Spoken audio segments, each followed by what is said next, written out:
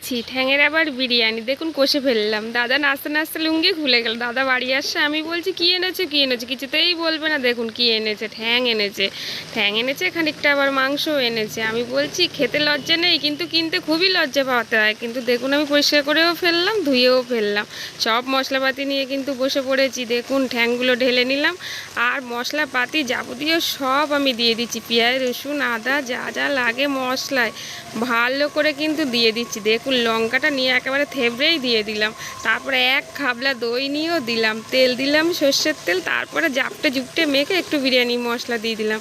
চালটা কিন্তু 1 ঘন্টা আগে আমি ভিজিয়ে রেখেছিলাম। তারপরে সব মশলাগুলোও দিয়েছি, লবণ, তেজপাতা, একটু লেবুও দিয়ে নিলাম। তারপরে চালটা ঢেলে দেখুন ভাতটাও হয়ে গেছে, ফোড়নে দিয়ে দিলাম কিন্তু মাংসের জন্য সব কিছু। তারপরে মাংসটা ঢেলে একটু কষতে শুরু করলাম। কষতে কষতেই দেখুন কষাটা তো হয়ে গেছে।